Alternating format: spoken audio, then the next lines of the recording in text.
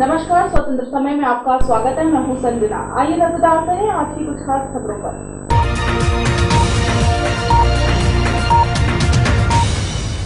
भोपाल में सावन सोमवार के पहले सोमवार को विधि विधान से शिव पूजन करने के लिए सैकड़ों की संख्या में भक्त मंदिर पहुंचे।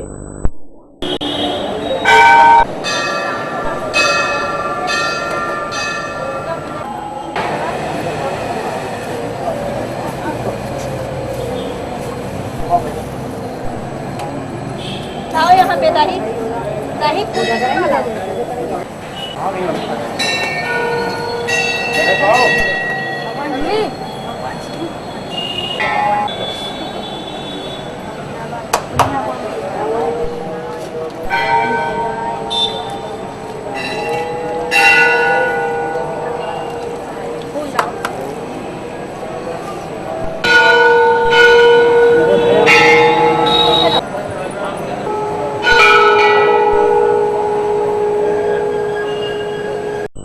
भोपाल क्राइम ब्रांच ने एक बड़ी सफलता हासिल करते हुए 2 शातिर मादक तस्करों को हिरासत में लिया है। दोनों आरोपी सेंट्रो कार से बरखेड़ा पठानी से होते हुए हबीबगंज नाके की ओर जा रहे थे।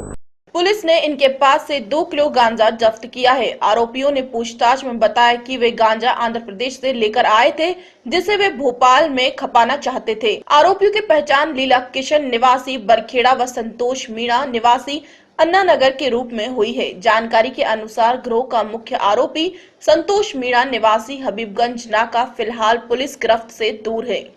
कल क्राइम ब्रांच को सूचना मिली थी कि सेंट्रो कार में कुछ लोग मादक पदार्थ वहाँ लेकर के हबीबगंज नाके से निकलने वाले हैं। क्राइम ब्रांच की टीम वहाँ लगी थी, तो सस्पेक्टेड गाड़ी को जैसे ही रोका तो उसमें से उतर के एक व्यक्ति गाड़ी रोकने के बाद जो ड्राइविंग कर रहा था संतोष मीणा नाम का व्यक्ति, वो तो वहाँ से गाड़ी दूर खड़ी करके भाग लिया।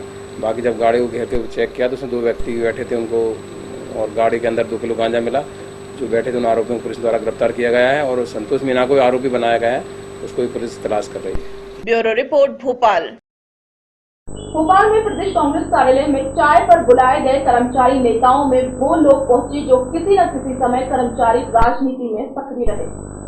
इन लोगों ने कांग्रेस नेताओं को जताया कि वे इसमें अपनी अंदरूनी गुटबाजी को भूलकर व्यापम घोटाले की लड़ाई लड़े।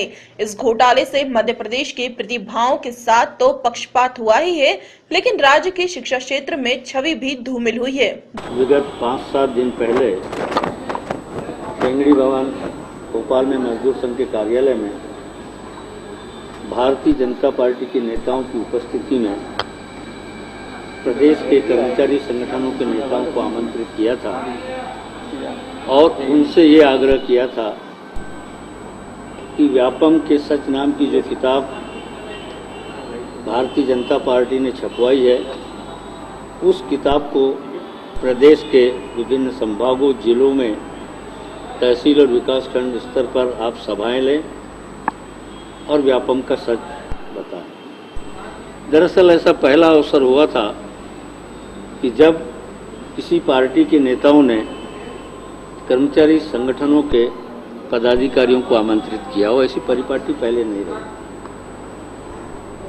और पूरा प्रदेश जानता है व्यापम की सच्चाई क्या है। और जब इस मसले पर सर्वोच्च न्यायालय की अनुशंसा पर सीबीआई ने पूरे प्रकरण की जांच प्रारंभ कर दी हो, तब ऐसी स्थिति में कर्मचारी संगठनों को बुलाना न्यायोचित नहीं था। और इसी सिलसिले में हमने ये तय किया कि हमारे कुछ कर्मचारी साथी और कुछ हमारे संगठनों के पदाधिकारी यहाँ उपस्थित हों और उनको ये बताएं कि व्यापम की हकीकत में सच्चाई क्या है, कितनी मौतें हुई है। मेरा एक कर्मचारी संगठन के विनम्र कार्यकर्ता के रूप में भारतीय जनता पार्टी के नेताओं से आग्रह है कि जो सीबीआई तय करेगी उसके ऊपर छोड़ देना चाहिए और अनावश्यक रूप से कर्मचारी संगठनों के पदाधिकारियों को बुलाकर उनसे पार्टी का काम नहीं करवाना चाहिए, क्योंकि शासकीय सेवक सेवा आचरण नियम 1965 में बना हुआ है, उससे इस प्रकार का काम करना नहीं। मैं तो इस्तीफे की बात नहीं करता हूँ, मेरा तो केवल ये आग्रह है कि इस प्रकरण, संपूर्ण प्रकरण की जांच चल रही है और जो सीबीआई जांच में जिसको भी दोषी पाएगी उसके खिलाफ कार्रवाई होगी। कांग्रेस दफ्तर में आपने बुलाया है कांग्रेस पार्टी कभी भी कर्मचारी नेताओं का उपयोग नहीं करती। ये भारतीय जनता पार्टी ने प्रारंभ किया है। टेंगड़ी भवन मजदूर संघ के कार्यालय में जो मीटिंग हुई उसमें संगठन महामंत्री मेनन साहब और दीगर नेता भी वहाँ थे। माननीय मुख्यमंत्री जी के राजनीतिक जो सलाहकार है शिव चौबे जी भी थे, तपन भौमिक जी भी थे। तो हमने भी सोचा कि भाई अपनी स्थिति अपन स्पष्ट करें और कर्मचारी नेताओं को बताएं कि सीबीआई जांच कर रही है और जो निर्णय लेगी दोषियों को उसके खिलाफ कार्रवाई। मैं तो कर्मचारी कांग्रेस की नेता की हैसियत से बोल रहा हूँ। नेताओं को बुलाया और हमने व्यापम के बारे में पूरी जानकारी दी, क्योंकि केंद्र में भी एनडीए की सरकार है, यहाँ पर बीजेपी की सरकार है। दोनों जगह से सीबीआई को इन्फ्लुएंस करने की कोशिश की जा रही है और हमने इसी बात को लेकर मध्य प्रदेश बंद का आह्वान भी किया था कि सर्वोच्च न्यायालय की निगरानी में ये सीबीआई जांच हो और जब सीबीआई जांच हो रही है उस समय मुख्यमंत्री अपने पद से इस्तीफा दे दें, क्योंकि वो इसको प्रभावित करने की कोशिश करेंगे और उसकी शुरुआत मुख्यमंत्री ने कर दी है। इसको लेकर यहाँ पर हमने बैठक बुलाई।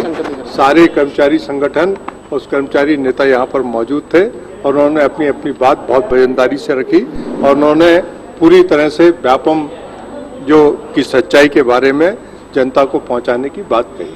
टेंगड़ी भवन में जितने लोग इकट्ठे हुए वो सब फर्जी थे। यहाँ पर जितने लोग इकट्ठे हुए वो मान्यता प्राप्त। Bureau report Bhopal. नगरीय निकाय चुनाव के लिए भारतीय जनता पार्टी ने मुख्यमंत्री शिवराज सिंह चौहान का चुनाव प्रचार प्रोग्राम तय किया है। मुख्यमंत्री इन चुनाव में न केवल रोड शो करेंगे बल्कि सभाएं भी लेंगे। वे उज्जैन में 5 अगस्त को पहुंचेंगे और सारंगपुर में उनका चुनावी दौरा 6 अगस्त को रखा गया है। Bureau report Bhopal. Bhopal VIP guest house पर एक बैठक का आयोजन किया गया, जिसमें राष्ट्रीय सफाई सदस्य विजय कुमार पहुंचे। सफाई को लेकर नगर निगम अधिकारियों से की चर्चा।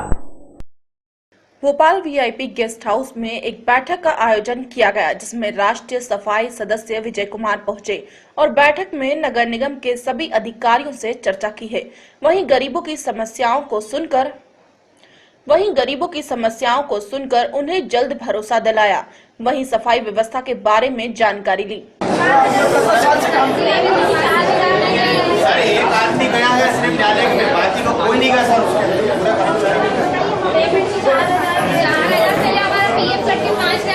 सैलरी आती थी, अब इतनी नहीं आ रही। अभी 10 साल से काम कर रहे हैं। जी सर जी।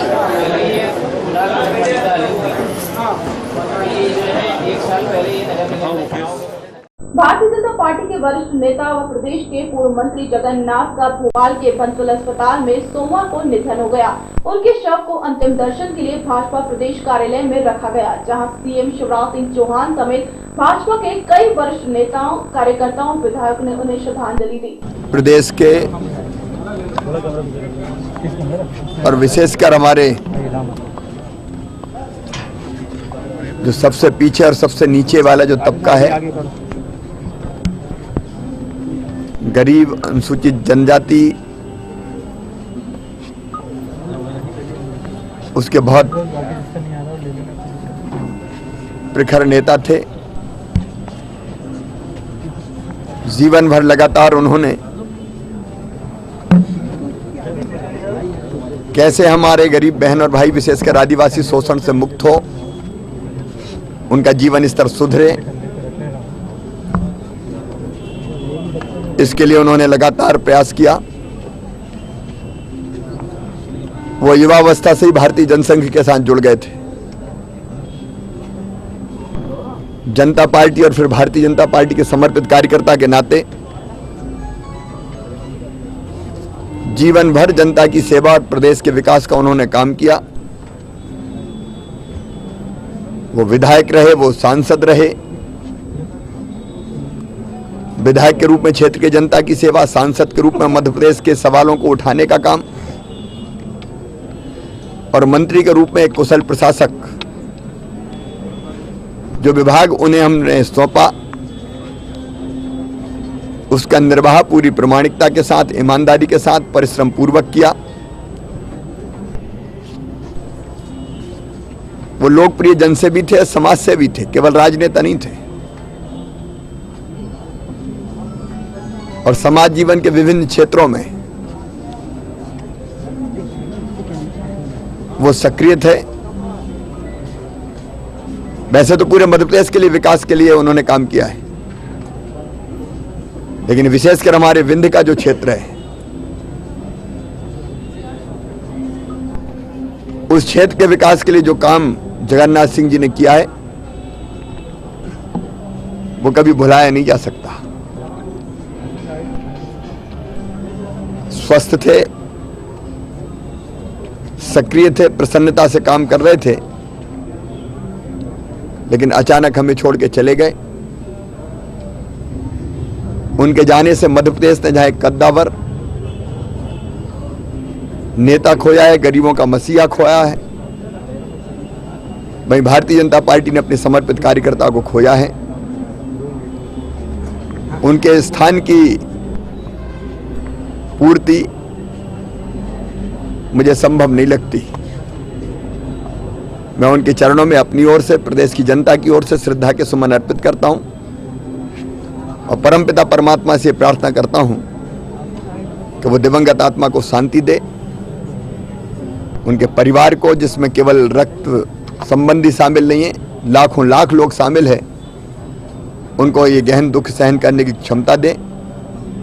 उनका अंतिम संस्कार भी राजकीय सम्मान के साथ किया जाएगा। उनके चरणों में श्रद्धांजलि। सर, लोकसभा के अंदर जिस तरीके से हंगामा हुआ है सर, खबरों में फिलहाल इतना ही। मुझे दीजिए इजाजत। नमस्कार।